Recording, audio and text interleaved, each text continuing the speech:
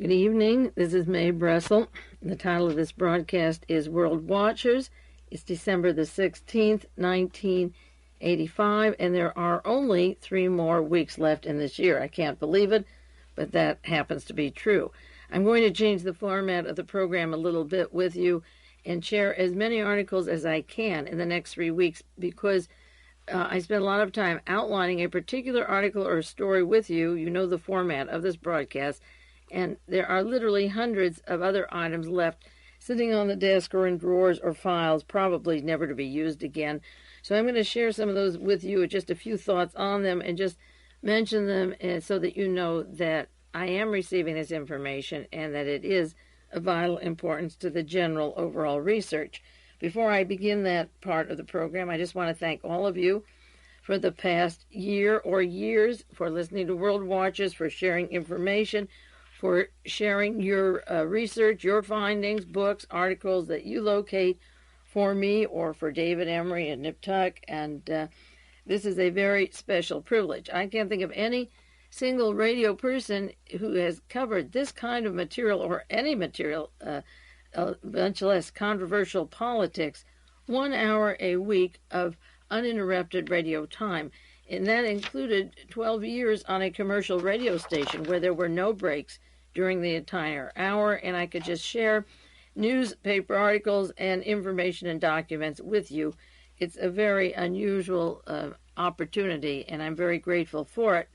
This is an age of specialists. There are people that break down their specialties in medicine, in science, in the arts, and there are unlimited kinds, hundreds and hundreds of specialists in various fields. And those people who study politics and narrow it down to anti-fascism, to fighting fascism, to fighting propaganda, to fighting lies in the newspapers or in books, or try to understand the society in which we live, are a specialty of their own. And this kind of work, which I don't consider work, I consider it play because I really love it, is so much better because it is shared with you people. You have the privilege to take your finger, move that dial one little bit, and turn off and get some nice, sweet music. But these listeners who buy the books, that question the government, that investigate, that hear Mae Brussell and try to entertain a new idea in their head, other than the one that they're just handed out, are a very special breed. They have their own energy. They have their own intelligence. They come from all walks of life. I've met many of you. I've talked to you. I've corresponded with you. Some are very poor students or people on limited income, some very, very limited income. Some are very wealthy. Some people are very educated in a formal way. Some have really been self-educated beyond high school, not much opportunity. There is no constant factor on the kind of personality who wants to study society or government or wants to make it better, knows something is wrong, and wants to make it better. So I share that with you, and I thank you, and I hope you have a really good next year. Stay healthy and happy, and thanks for all your psychological support, your actual support, and for the wonderful time and space that we have been able to use this time, the radio time, the cassette time, and so forth, to come into your homes, and then you in turn come back to me and make a circle of acquaintanceship that is very rich because I believe we are special people. Now, I'm going to run through, as I say, as fast as I can, many of the current articles that I do want to share with you at this time. One is an article from New York Times, the science section, C1, November 25th, on the emotional impact of disaster, and it's titled, "The Sense of the Benign World is Lost."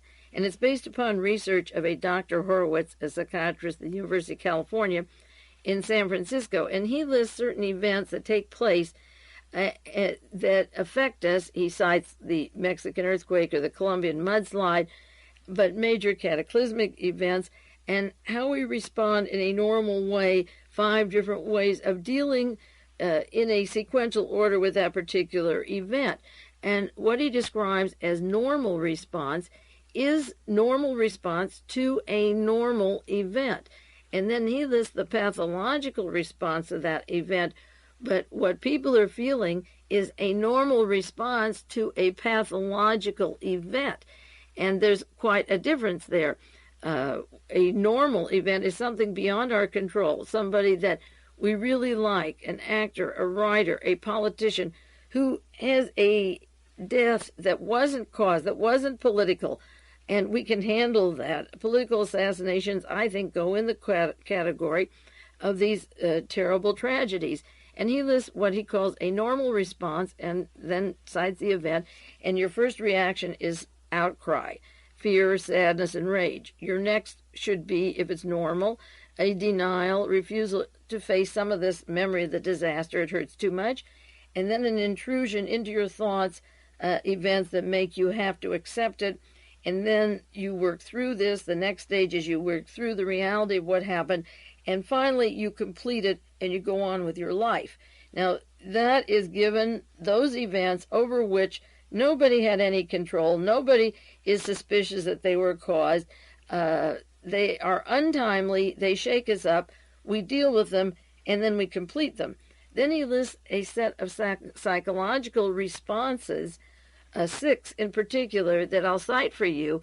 But he calls these pathological responses as something wrong to what is an event, a normal event. And what I think the difference is that he's missing or doesn't deal with, it would never deal with, is that we are dealing with pathological sick minds who are forcing us to respond these ways because we know they are causing these events. The murder of John Kennedy, Robert Kennedy, Martin Luther King, Malcolm X, Medgar Evers, Mr.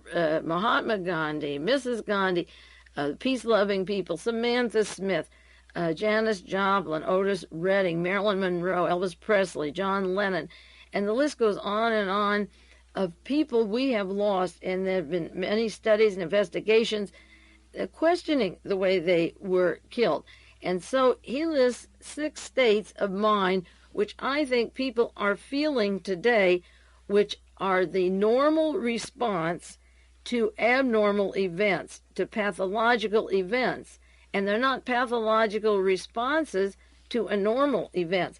And the first one he lists is being overwhelmed or swept away by the immediate emotional reaction. Well, every time some peace-loving person, another peace-loving person is killed, a civil rights leader, cancer, the Martha Mitchell type cancer because she speaks, the Jack Ruby cancer when he's speaking and talking about who killed John Kennedy and he knows the people behind it.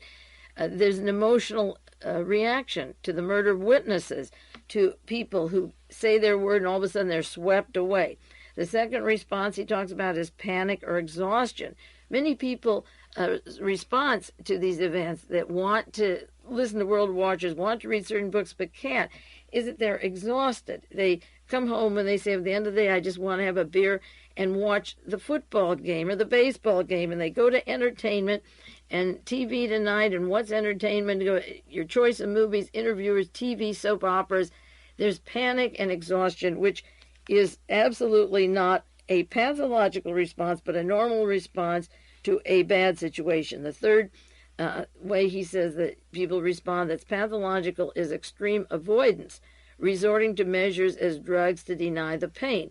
Well, we have the prescription drugs that go into the billions, the over-the-counter drugs, the illegal drugs, the alcohol, and I even think TV is a drug. There's an extreme avoidance because in our psyche, in the American psyche today, too many people know that something is wrong. They don't want to know what it is, just as those huge statistics on the Kennedy assassination years ago. 65% of the country didn't think Oswald did it alone, but they didn't want to know who did it. That's called extreme avoidance. And the next state he calls about is flooded states, disturbing persistent images and thoughts of the events. And we reconstruct. We have our TV histories, our docudrama. We live over the story of the Holocaust of Charles Manson. It's on video cassettes. You can buy it now. The Manson family, the lies that the video makes to make us feel better, but they pour disinformation again, so people still aren't satisfied. There is a long docudrama on Mussolini this past month, and then the reviews of it were terrible. They made him out as a ladies' man, a Renaissance man, and it still doesn't answer the need people have for how did it happen, who is he, and so forth.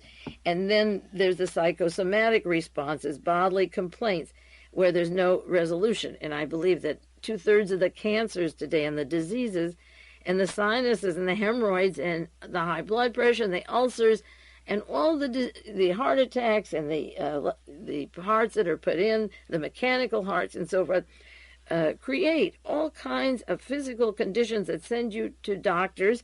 Howard Hughes referred to the medical institute as the 4th largest industry in the United States, the health industry, because these events have thrown you into psychosomatic responses. And then the last is character distortions, long-term distortions of the ability to love or to work. People forget.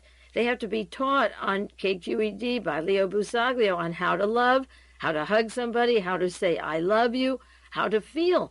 And the Me Too generation has taken away the feeling. The Ayn Rand philosophy of selfishness is coming in, the distortion of what we are or who we are or how we feel.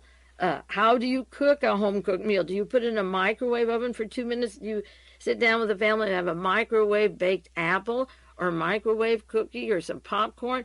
Or do you take time and make a preparation of something that is aesthetic, that smells good, tastes good, that you enjoy? Are people sitting down? The fast food is a character distortion of what a home is, what a place should be for nurturing and sharing conversation and so forth.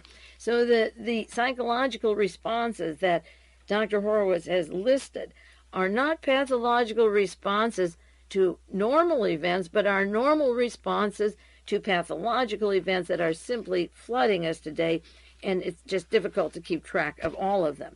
Now, Mr. Gorbachev spoke with Ronald Reagan in Moscow, not in Moscow, in Geneva, about things that are happening in the United States, because he knew Ronald Reagan was going to talk about civil rights in the Soviet Union.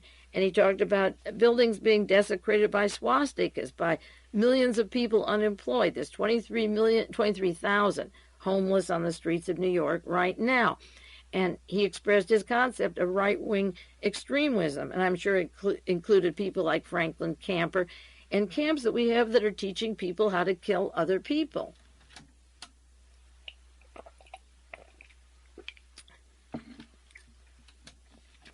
And Mr. Gorbachev couldn't help but mention a flawed and doomed United States political system. You know, the elections have been over since 1960. There hasn't been a real election since 1960. It's all show. And he brought up the contrast of our thinking that capitalism is affluent and that we're running out of money, and cited some examples of that, and shared his ideas of the Western world with the president and George Shultz. And, of course, the American media, the San Jose Mercury had a long reprint from the Washington Post on this. George Shultz wondered, well, where's Mr. Gorbachev getting his information? Imagine the idea that America's teetering near the brink of economic collapse, that there's skyrocketing unemployment, that there's deficits and budget fiascos. Where in the world would he get his information? And, of course, all he had to do was read any newspaper the week of the summit to realize that there had to be an emergency bill passed to pay for the gasoline to get the president over to the summit meeting, that the people with him and working for him didn't have paychecks if they didn't put some kind of a quickie into Congress to pay for the trip. And the statistics on our budget, our deficits, and so forth is well known throughout the world, and it's shaking a lot of people. They're worried about it. So he brought this up, and I thought after I read this article that I would just save from my newspapers that I started cutting when I saw this, just murders and swastikas and right-wing racism, hatred in the United States, and scotch tape these articles to pieces of paper and maybe make some kind of a book and send it to the public officials in the Soviet Union and in Washington and say, where in the world did Mr. Gorbachev get this idea that there's violence or terrorism in the streets of America? And just show you how many ways people are murdering each other. One man took his stepson and stepdaughter, and murdered them while the wife was working, and he put nails into the head of the child. Another woman was acquitted. She put the child in the oven. There's the most tremendous violence of horrible proportions of what people are doing to each other. And maybe in December, not December, January or February, I'll take just 2 weeks and just read off some of these pages just as they come in no particular order, because no death is more important than any others, but they're just horrible. Just this past week, the son of one of the founders of the University of California, Mr. Sproul Hall is named after him, he commits suicide. The head attorney for the University of California jumped off the Golden Gate Bridge. He said, I can't cope with stress anymore. And he was making decisions on how to divest the University of California money that goes to South Africa. And all of a sudden, he sends a love letter to his daughter and his wife as he flies over the bridge into the water and cracks himself into how many pieces, we don't know. But these are attorneys, lawyers, prominent people, and if they're not doing to themselves like Mr. Deak, they're being murdered by people who were formerly, this woman who killed Mr. Deak, I mentioned him last week, was a teacher at the University of California down in Santa Barbara. Now, to understand what Mr. Gorbachev was saying, I just have to go back to the charter of the United States, CIA, and the National Security Council, because I'm always fingering National Security Council as the instance that made it legal to change the United States of America. And to understand the news that follows in the next 3 to 4 weeks that I just pour out with you, or that in the year to come in 1986 or past world watchers, you have to be reminded of where we change and how we change. And the references come from Senator Frank Church's committee investigating the CIA, the Rockefeller Committee, and they were cited also in a book, CIA in the Dock. The author V. Cherniansky published in Moscow in 1983, not Soviet propaganda, but what America does to itself around the world to other people and how we made it legal. So from this particular book, CIA in the Dock, there's just 2 or 3 sentences describing what we gave ourselves the permission to do. And then if you understand that everything that is here is legal, then you can understand how the news falls into the shape it does now based upon our, in quotes, legality to sabotage, to kill, to overthrow. Now, this book says covert action is activity which is meant to further the sponsoring of the nation's foreign policy objectives and which is to be concealed in order to permit the nation to plausibly deny responsibility. And covert action is in the news a lot the past few weeks, and I believe that the Middle East, the TWA hijacking, the Kili Laura, and the recent killing of 60 people and the last hijacking are all covert actions, and this is why I want to cite these references.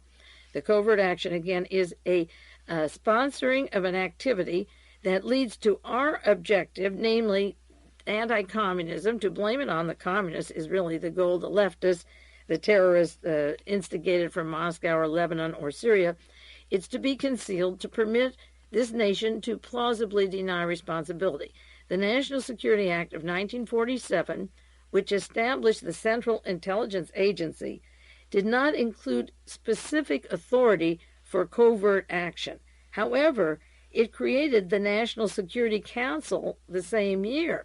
And when the National Security Council was created, it gave that body the authority to direct the CIA to perform such other functions and duties related to intelligence affecting the national security as the National Security Council may from time to time direct. And at its first meeting, December 1947, we have an anniversary there from 1947 in December, the National Security Council issued a top-secret directive granting the CIA authority to conduct their covert operations. That means do anything you want as long as you're not caught, and if you're caught, you can deny it, and the threads or change of command won't be there.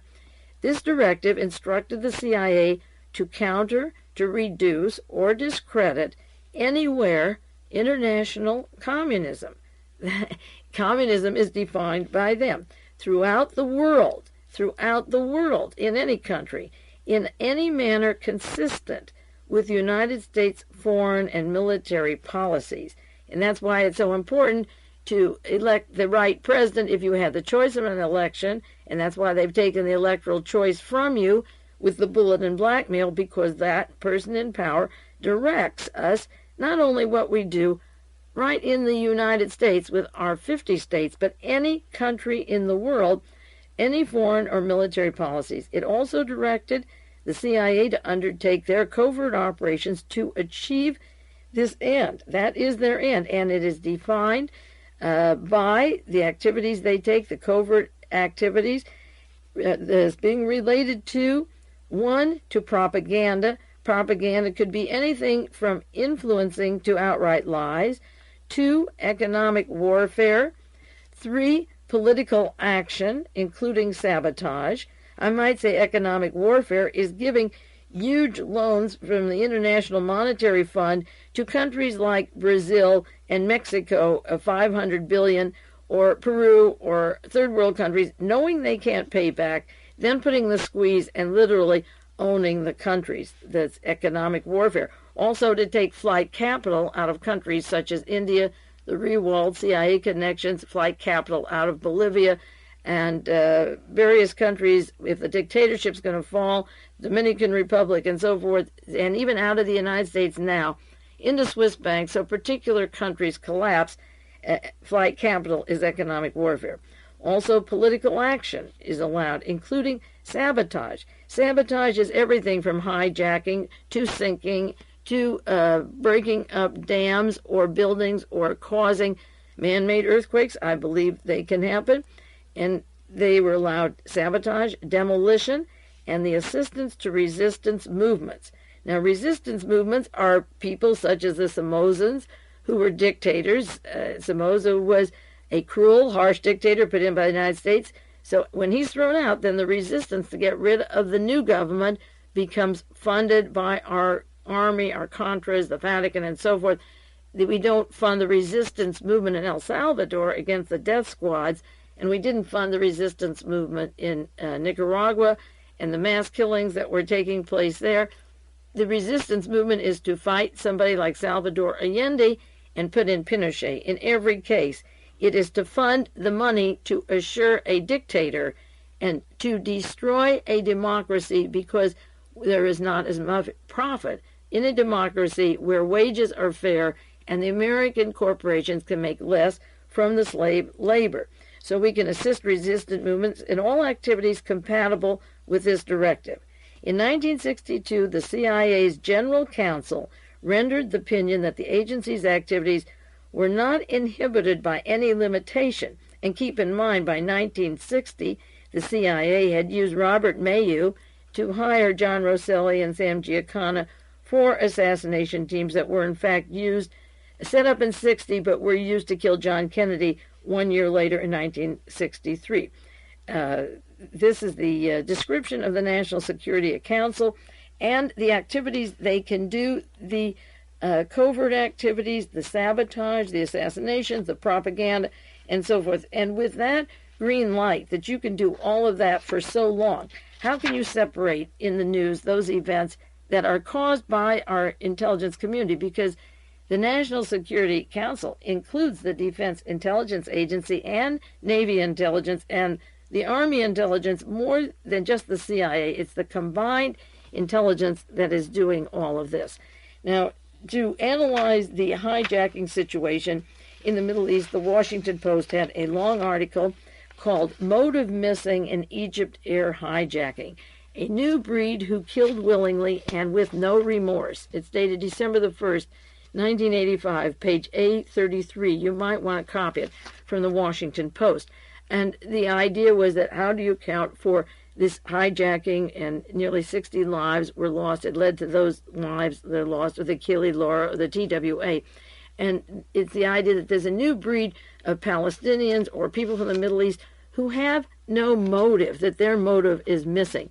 Now, the nerve of describing them without motive, when in 1947 we set up those conditions that we could do all the things that we have charged them with doing, which I believe were assisted by United States intelligence, and call it a new breed of killing, which is the ultimate of hypocrisy. This isn't a new breed of killer. These are the killers that have been trained by the United States, armed by the United States, and they're doing what we want them to do. We wouldn't have sent Reinhard Gehlen's agents and Otto Skorzeny to train all these people into these kinds of murderous acts if we didn't want an excuse to destabilize the area and bring in the United States troops then to pretend to be the big saviors and really to take over these countries. Now, a recent article, November 19th, has a picture of Dr. George Habash. It's called A Terrorist for Hire, and they call him a Marxist-Leninist leader. I wrote about George Habash with regard to his relationship to Larry McDonald and Murder Incorporated in the United States, and linked him to the CIA and Mr. Pinochet in Chile. And this recent article has a picture of him trying to say he's a Marxist-Leninist whose group was responsible for killing U.S. military attaché Lieutenant Colonel Charles Ray in Paris and an Israeli diplomat in Paris, and for the assassination in Rome in 1984 of Mr. Lehman Hunt, U.S. commander of the multinational force in the Sinai. Now, this recent plane that went down of the peacekeeping group in the Sinai, I believe, was a sabotage plane, and they're trying to link Mr. Habash to the same ilk that they did Carlos the terrorist, when Carlos and Mr. Habash both worked with George Turple and Edwin Wilson and Mr. Ernest von Kaiser from the Wehrmacht, Hitler's army that went into the United States Army. Our terrorists have been trained by Adolf Hitler, and the top team have been trained by Hitler's army. So in order to account for the terrorism in Europe and the killing of the head of the peacekeeping force in Sinai, Habash is pictured, and Habash has always been linked to the United States and the CIA. Not always been linked, but through a lot of material. Another article of interest that should scare a lot of people this week, the San Jose Mercury and Associated Press has AIDS parallels found in Bible, chemist says.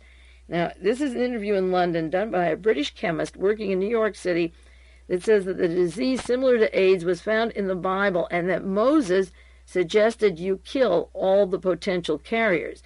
Now, you may think that is a joke or some biblical comparison of a far-out loony, but the person saying it is John Gwilt, G-W-I-L-T, vice president of the New York-based Sterling drug, which is IG Farben. Now, Farben designed Zyklon B and could exterminate 6 million Jews and maybe 2 million other people by gas. I don't have the exact figures. Could set up a death factory with ovens and crematorium.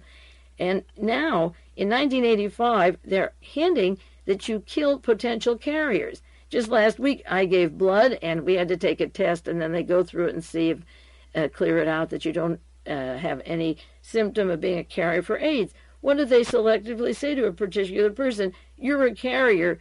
You have to be killed. And this chemist from Sterling Drug, the same IG Farben that Pope John Paul II worked for at Auschwitz, is suggesting that there is a biblical explanation of a solution to the disease AIDS. The article said Gwilt, visiting London, spoke in a telephone interview with the Associated Press. He's made a lifelong study of medical references to the Bible and finds striking parallels to modern diseases. Now, I'll take a 1-minute break and just go back into this concept of modern diseases. At Fort Derrick, Maryland, they are planning a disease that will not respond to any medications and breaks down the immune systems. Did they have the assistance in conceiving such a horrible thing of scientists from IG Farben who work closely with our government and are now coming out with the fact, because there are millions, I think it's 22 million people now, who are potential aid carriers. I think that was the statistic I heard last week. Are they coming out with the idea to kill the carriers because the Bible has given permission? These things have happened in many of our lifetimes before. Some of you were young, but it happened right in front of us. If it happened then and those people work for the government now, why can't it happen here? And I believe it will. And this is a dangerous route to go, to say kill the carriers. Permission is given in the Bible, and it comes from Sterling Drug, IG Farben. Well, I did get to explain that one, so now we'll take the 1-minute break and go on to another story. I didn't know if I would have time to share that with you, but I did. And we'll continue in 1 minute with some more of the grisly news.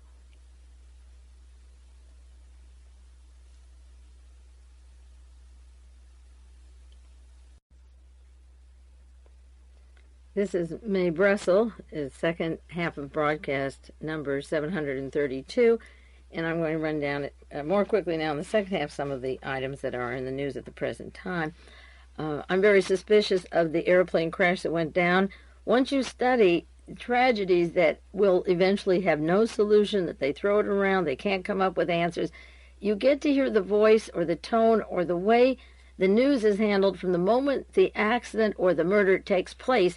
And if you sharpen your senses, you can pick up some of those discrepancies or avoidances of details that will later build into big stories or investigations, such as the Korean Airlines story or some of those that aren't so huge, but you pick up a certain tone.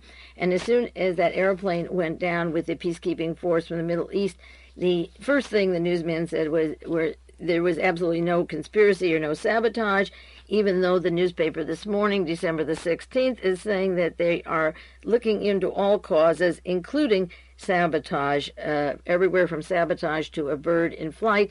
That sabotage isn't ruled out. I heard one of the spokesmen from the State Department or from Canada saying there'll be no holds barred.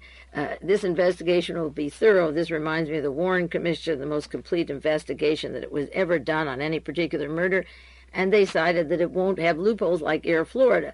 Well, when I did research and broadcast on Air Florida, this was supposed to be completely final and no problem, ice on the wing and so forth, and later it can turn out to be an investigative mess, and they admit that they didn't really go into it. The flight recorder is made for the purpose of telling you what happened. With the case of Air India, it showed that there was a bomb, or the parts of the plane showed an air bomb, blew that up, put on the airplane when it left on its way over to London and then to India. But the crash investigators here are having a hard time, and after 3 to 4 days, they say there's no certainty. There's also a passenger list they can't come up with. There's several people that are missing. It seems to me as they get on the plane, just as any airplane, you have the names of the people assigned. Those that left the peacekeeping force, there were a certain amount there. They must know who's there and who's not. And there's a discrepancy of names. And then they said they'll do an autopsy, that Canada wants an autopsy. They have to, because they want to see if the pilot was under stress. Well, pardon me, but I just can't believe when all these bodies are shattered and blown to bits and buried under snow and so forth, that how in the world they expect you to believe that they're going to find stress in a pilot, that he had a hard time and that's why the plane dropped. I just don't believe all that, and that's why I believe that instead of making yourself physically sick in responding to these events that I ran down, what are the pathological ways to avoid it, meet it head on and just question. One headline, tape offers little help in plane mystery. Flight recorder damage hindered. Another one, the crash investigators are having a hard time. And they have trouble with the discrepancies of the amount of people. First it was a gasoline. No, it wasn't the gasoline. Then it was overloaded. No, it wasn't overloaded. They can't come up with an answer. I think I know the 4 to 5 reasons why it was sabotaged. I won't run them down now, but I know that it was. And so the investigation will go on, but they do use the word sabotage, but then they'll say we won't know who or how or why. Another long article, and I mean there are long articles now that would take hours to outline. One in the New York Times, November the 26th, Terror, Americans as Targets, How to Combat Terrorism. And it tells about the Delta Force. It's very much in question because of their extra mishandling of money, and it's an article about how America is being besieged and attacked in 72 countries since 1968, and American citizens are the target of 35% of all terrorist activities. Well, you have to go back again to the charter of the CIA and what we've done and the example we've set, and 2 reasons for terror are taking place. One is a genuine anger at us for things that we have done all over the world, for our coups, for our overthrowing countries, for the murder of political leaders, whether it's Allende or it's Lumumba in the Congo or Trujillo in the Dominican Republic. You begin to add it up. In Mr. Diem in Vietnam, there are many books and studies adding up the way we're killing people and how we're getting away with it, and also the way we work. And I believe 1/2 of the terrorism against the United States is an anger and frustration at us, and the other half is the organized sabotage and terror done by the agencies identical to the Reichstag fire or the beginning of World War II, where Hitler dressed up particular criminals that were in jail, put them in prison, into uniforms that looked like Polish soldiers, and then shot them all to say that Germany was attacked by Poland. A good hunk of the reason Americans are targets, as I say, is that we want control of the world, and if we look like we're under siege, we will respond with more weapons, more arms. That's why I cited the billions of dollars they want to put into embassies and protect us, whereas it's an excuse to get into that country and spy against the country and say, why are you against us? The actual terrorism that takes place many times is to take control of us, and it is very effective because we respond with more arms and more weapons.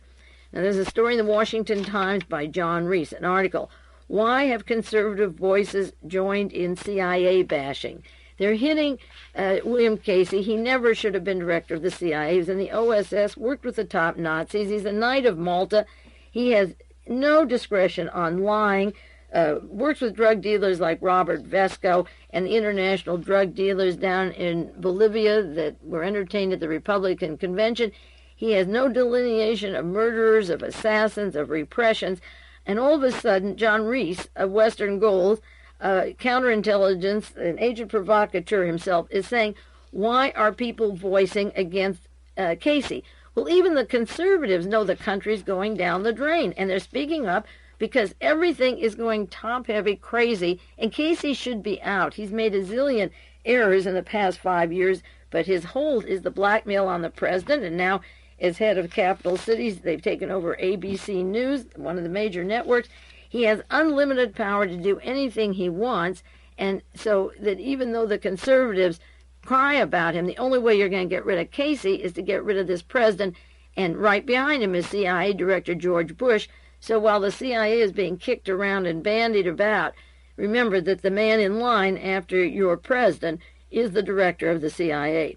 A story in the Washington Times, Relations Grow Ugly in the Marriage of CIA and Congress.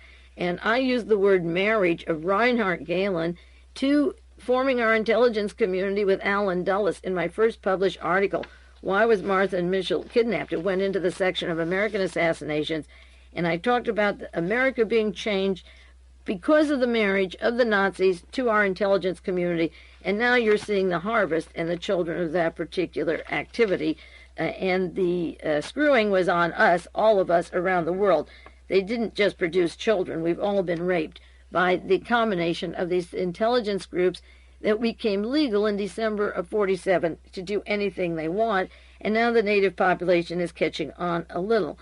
The newspaper San Jose Mercury has a story, this past November, several weeks ago, CIA Intelligence Committee spat bills, and this is about how Casey detests congressional oversight committees. Casey is supposed to have carte blanche. He doesn't want Congress telling him what to do. It interferes with his worldwide policy of raping and killing the world. So Casey's objecting. Another story, Casey's policy-setting role panel likely to be reduced is a proposal that would dilute CIA Director's White House influence and broaden the powers of Mr. McFarlane. Now, that was in the New York Times, November the 14th.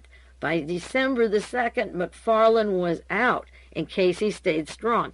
The CIA, which has those powers from the National Security Council, and when I say CIA, I mean collectively the DIA, Navy Intelligence, Army Intelligence, the whole gang, the Defense Industry Security Command Force, DISC, Division 5 of the FBI.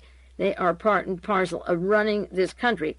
So if they thought that the CIA would be reduced in power, that Casey's setting the policy, it didn't happen, it won't happen. Casey knows too much, and as I say, between his being knighted by the Vatican, running their warfare department for the CIA, and with all of his dirty tricks, he will continue in power until the CIA director is President of the United States, the former CIA director.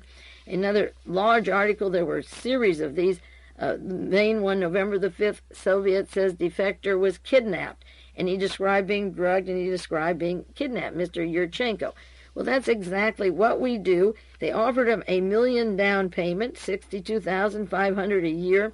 With inflation adjustment, we'd pay any amount for these people to come here, and they're going back, and they're telling other countries what happened. And Mr. Yurchenko is describing the condition that he was in when he was brought here. And interestingly enough, he walked away from a restaurant and disappeared and went to the Soviet embassy. but Casey has done any amount of activity, spent any amount of money to get these kind of people to say Russia is bad. And do you know what? They're reading our papers, and they know we have problems here, like Mr. Gorbachev told the president. And everything isn't black and white anymore, and it's never going to be again. Now, going on to the story of Agca and the influence to make him say the KGB were responding and planning the murder of the Pope, I just want to update one article I had on the air last week, and this was December 4th in the New York Times. And that's how a racketeer, I mentioned him before, Mr. Giovanni Pandico, was testifying that he met with the head of Italian intelligence community and with the mafia, the organized crime, and they coached Mr. Agca to say the things they did, and they showered him with gifts, and Reverend Mariano Santini befriended him. They fixed his cell that was very sparse with clothing and furniture to make him very comfortable, and a member of the Naples gang, Mr. Pisano, was put in the cell with him, and they threatened these people with death if they didn't say that the Bulgarians and the KGB wanted to kill the Pope. And they, as I say, they decorated his cell. And Mr. Pandico was testifying, and Agca was yelling, "It's a plot against me. He's a slanderer." And Agca is taking it personally, because if he can't hold that story that the KGB did it, then he's totally worthless to all the testimony, and he becomes a non-person like Mr. Deak, and anyone can kill Agca. So when Pandico says, "Agca, you were coached," he says, "It's a plot against me." He takes it personally, not seeking the truth, but against me, and he says he didn't know Pandico, and Pandico yells back, "You know very well we met with Mr. Musumeci, and you even called me friends. We were friends." And he said to him, "You are an exported slanderer." And he was exported by Paul Hensey and the CIA, the Turkish group, and Claire Sterling and Michael Ledeen. And I want to get into them a lot more in just a little while. So this activity is going on there, and Agca is taking it seriously. And one of the witnesses who coached him said that he would be killed. They had to go along and work and coach him and give him the goodies, and that trial is a total example of the Central Intelligence Agency and Mr. Casey falling apart. Now, after the Pope was shot, and for a few months, maybe 12 months, people wondered, why doesn't the CIA investigate this? Casey couldn't investigate because it was his own people, and they shot the Pope, as bad as he is, to create the bad Bulgarian-Russian mindset. And there isn't an intelligent person in Europe. In this country, there's intelligent people who can't get the information. In Europe, there's hardly an intelligent person that can't be following that trial every day and the course it's taking. And even a conservative may say to Casey, "Get out." And John Reese is wondering why the conservatives are on his case. Now, in New York City, there's that trial going on of the mafia. And I've mentioned before the very important witness, Mr. Tomasi Buscetta, the connecting link to the Brazilian, Syrian, Naples, Palermo, the whole drug connections. And Buscetta gets on the stand, and he's earning his keep. Remember that G. Robert Blakey, who blamed the mafia for the Kennedy assassination and covered up the international connections, is behind a lot of this trial, this main trial going on in New York. And the New York Times has this story. A major mafia informer, Tomasi Buscetta, testified that he knew of no drug dealing by the mafia or the main defendant in the pizza connection. He knew of no drug dealing, and he's talking about Gaetano Badalamenti, a fellow I've mentioned the last few weeks on the air. But all they're doing is putting millions of dollars into E.F. Hutton's account and millions of dollars into the Merrill Lynch of Mr. Reagan, the now head of the White House staff. Where are these millions coming from? Boy, they must eat a lot of pizza in New York. There must be nothing but pizza in New York. And Badalamenti, you see, is diverting, just as G. Robert Blakey diverted from the Kennedy assassination, the international Nazi network, the real terror network, from the entire investigation. They're diverting the drug, and they're trying to say that he doesn't know of any drug connections. Now, for that alone, he would certainly get an A+ and be considered a very good prosecution witness, because even though the trial's going on and they refer to the mafia, he says he doesn't know of it. Now, the prosecution said Badalamenti supplied heroin for an international ring that used the network of pizza restaurants to disguise the drug operation. But Buscetta wanted to show that the mafia had resources that ran their own operation, and Buscetta said he didn't know about the drug connections. He knew Badalamenti for 35 years in the Sicilian Mafia, or La Cosa Nostra, and that he was an excellent leader. He described him as an excellent leader of the Cosa Nostra, but can you imagine saying on the stand that he wasn't familiar that this particular person, to his knowledge, ever participated in narcotics traffic? I mean, can you separate those lies from the actual facts of what is the trial about? Is it just about stealing cars or something? And then there was a story in the San Francisco Examiner this past month on the life and sudden death of the Sicilian Mafia clan. Now, what are they killing each other off? It certainly just isn't for cheese for pizza. You can't believe that. And this one article says, last week the magistrates indicted 475 people for more than 90 killings. They were indicted this was the second week in November, and within 3 years there are more than 500 people killed, and at least as many disappeared without a trace and are presumed dead. That's 1,000 people in the mafia out of Italy working with the Cosa Nostra, this Badalamenti. This doesn't involve drugs, you understand. This just involves mozzarella cheese. And Mr. Tomasi Buscetta is doing exactly what he should do, because if there's no drugs, then there's no Joseph Mengele or Martin Bormann or Klaus Barbie drug connections, and no Sao Paulo, Brazil, Syrian, Palermo drug connections. He has to get on the stand and say that. Not that it's such a big headline story, but it looks pretty good there. And, of course, the trial is going on as to the stealing of cars, and Mr. Gambino's crime group is being investigated. Lots of stories from the New York Times, not syndicated around the country. The Colombo witness testifies about bribe attempt, and they're telling about extortion cases in Brooklyn and trying to locate government witnesses who would then be murdered and so forth, how they're wiping out witnesses. Well, they're witnesses to what?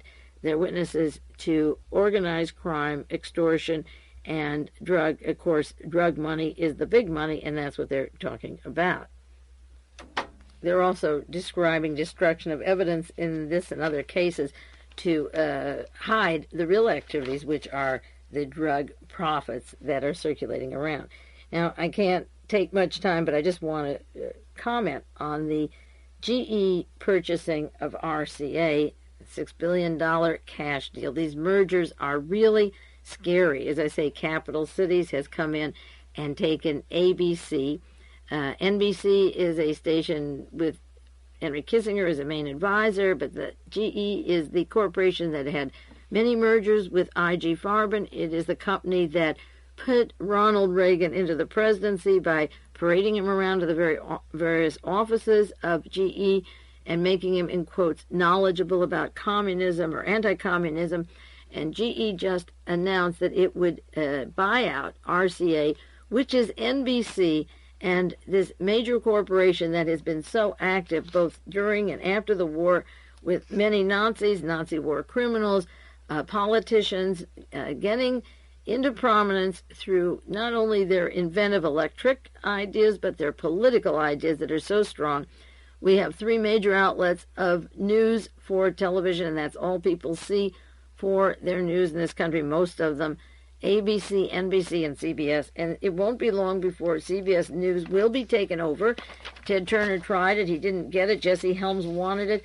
But there's going to be a hunk of money coming in, a lot of money soon, and you will see the end of the major networks, and a person from Mexico bought the United Press International, and the wire services and the television will begin to focus in on very narrow areas of what they consider to be news for you, such as the whale that can't get out of the river. He's gone into the river and can't get out of the ocean.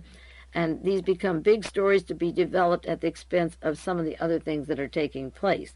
Now, last week, I talked about the connections of Mr. Pollard, the Israeli spy, to Israel and to their top terrorist group, Dirty Rafi, Eitan, E-Y-T-A-N. I don't have time to take this one particular story because I could do 2 or 3 weeks on this. I'll update it later. But this past week, there were articles about the relationship of George Shultz to Kenneth Bialkin. I've mentioned his name before. He is the attorney and former partner of Robert Vesco, and the two of them were in Israel trying to patch this up and cover up the entire story. And as they were working, the Jonathan J. Pollard story was getting more and more attention, and that secret terrorist group, I'm sure, is linked to the narcotics traffic around the world and the dependence of Israel, as well as depending upon the United States for weapons and money. They depend upon a good hunk of narcotics traffic to keep the economy going, even with the terrible inflation. Now, the New York Times talked about Mrs. Pollard, Ann Henderson Pollard, other papers also, who she carried classified documents she was going to give to the People's Republic of China, and she's a lobbyist for the National Rifle Association. There were also stories linking Mr. Pollard to Mr. Bodansky, Joseph Bodansky.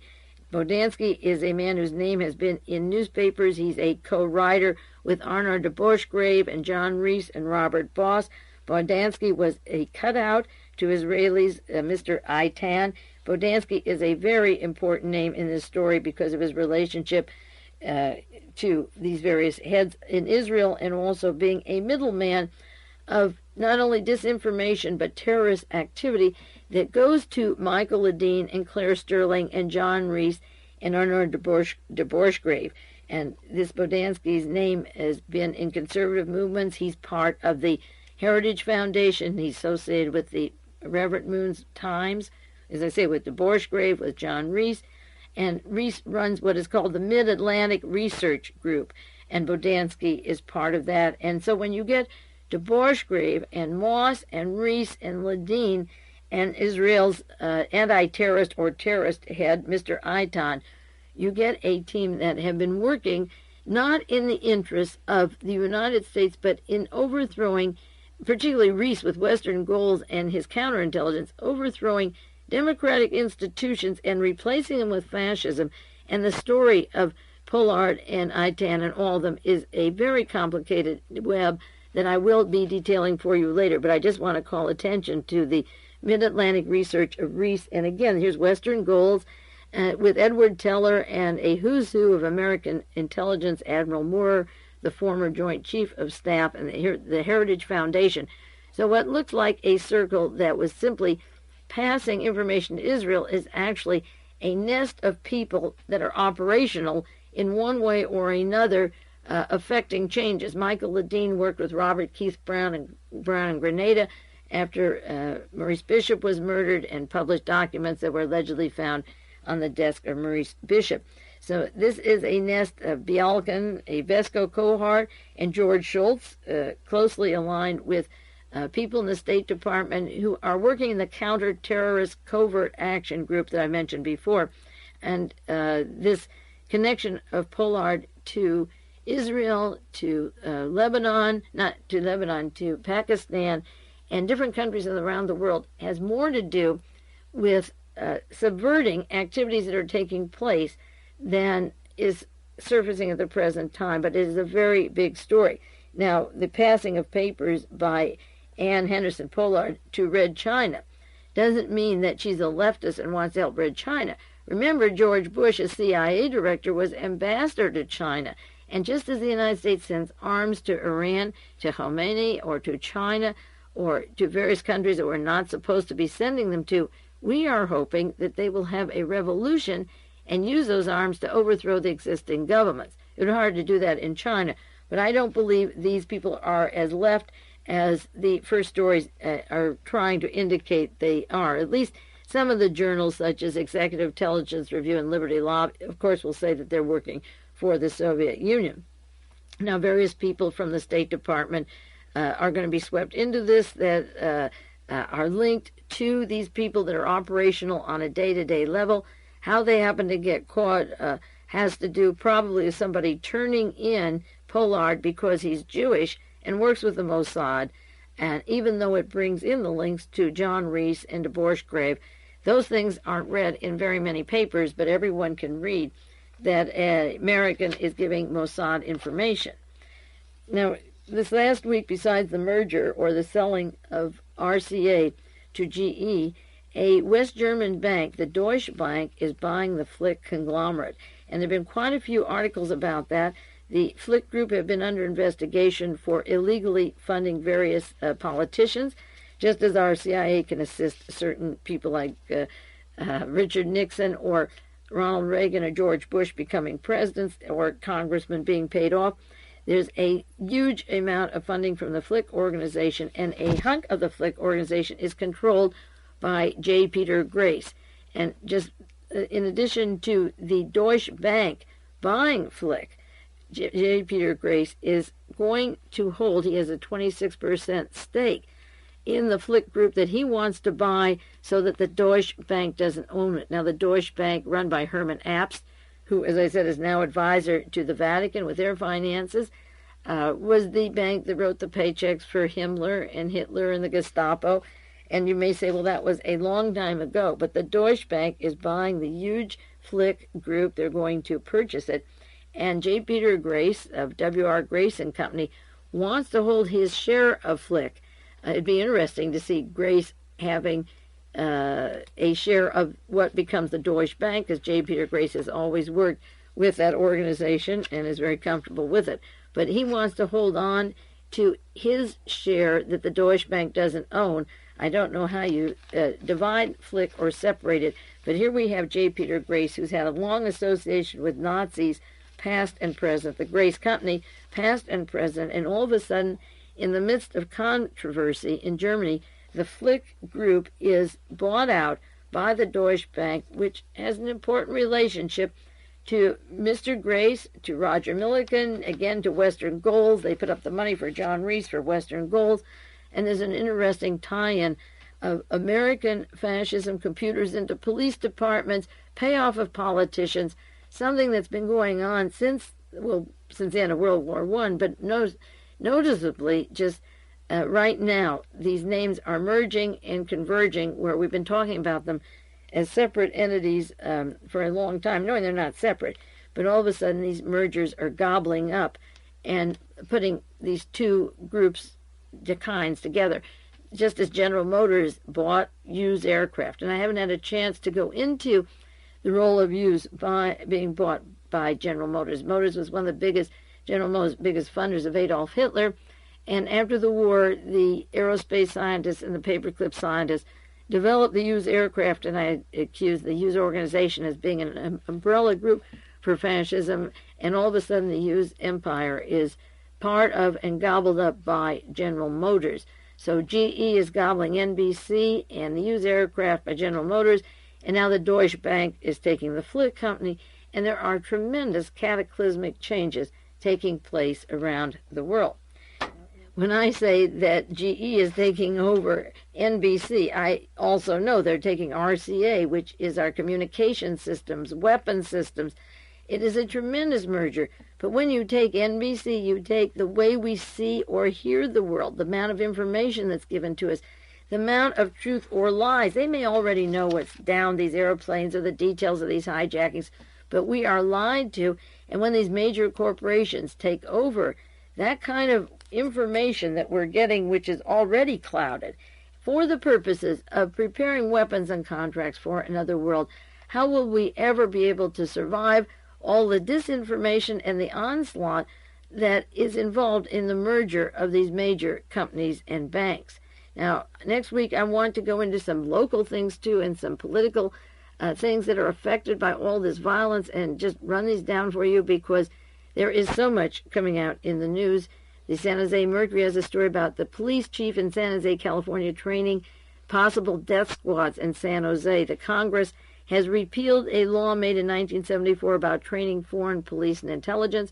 And so right here in our own backyard in San Jose, California, according to waiving Section 660 of Congress, we can train those police in El Salvador, Guatemala, Honduras, Costa Rica, Panama, you name it, for torture, killing, and overthrowing of governments to the liking of the corporate greed in the United States.